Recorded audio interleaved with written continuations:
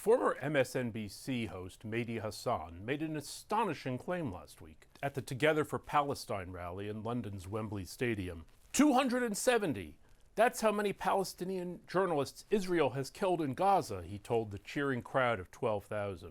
That's more than were killed in the First World War, the Second World War, the Korean War, the Vietnam War, the Iraq War combined. What an incredible statistic. Could it be that 5 bloody wars, which killed at least 110 million people across the globe, caused the death of fewer reporters than have occurred in the tiny Gaza Strip in the last 2 years? If Hasan's claim sounds off, it's because he is lying. He is knowingly repeating a grotesque falsehood that doesn't pass the sniff test, and that any reputable journalist would dismiss upon 2 minutes of fact-checking. It's not just Hasan. This preposterous factoid has been spreading around the internet for some time, and is attributed to reporter Nick Turse, who published it in a paper on a Brown University website. Well, that might be good enough for a journalist of Hasan's caliber, but Turse's footnote shows that he got the information from a web page for the Freedom Forum, a First Amendment advocacy organization.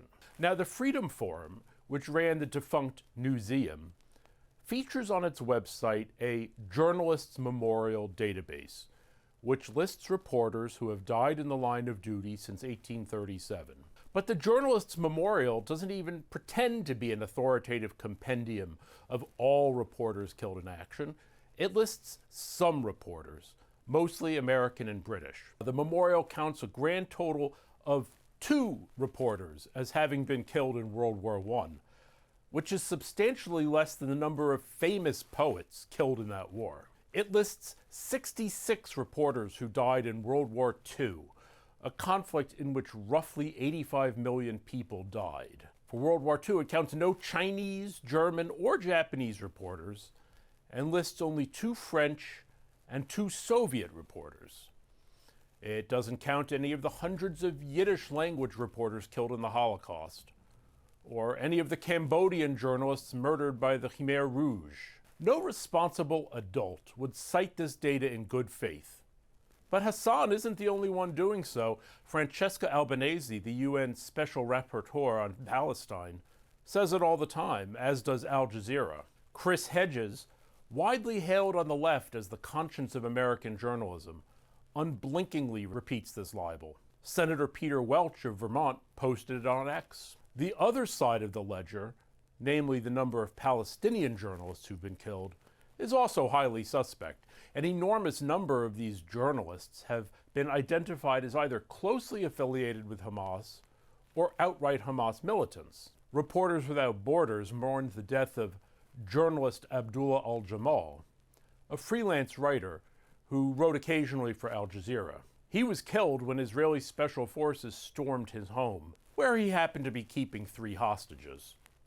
Nevertheless, The Guardian included al-Jamal in a photo spread of murdered Palestinian journalists. Anas al-Sharif's video reporting for Al Jazeera made him the face of the war in Gaza, per CNN. His death in August 2025 was met by an international outcry.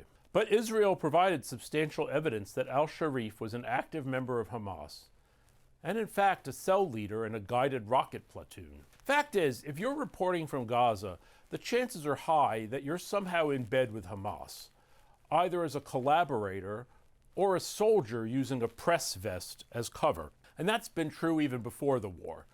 The Foreign Press Association, the oldest and largest organization for foreign correspondents, has long protested the pressure and threats of violence that Hamas routinely imposes on visiting journalists. In a 2014 statement, the FPA denounced the, quote, blatant, incessant, forceful, and unorthodox, unquote, methods that Hamas uses to control the dissemination of information in and out of Gaza. Professionals who've worked in the region know that Hamas, a totalitarian regime, will not permit neutral observers or even aid workers to exist in Gaza.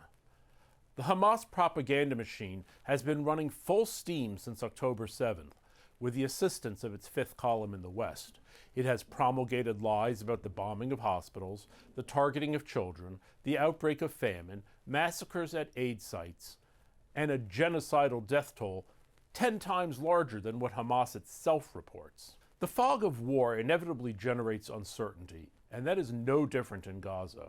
But outright lies such as Mehdi Hasan's about the unprecedented death of journalists in Gaza shine so brightly that they offer a beacon by which we can begin to discern the truth.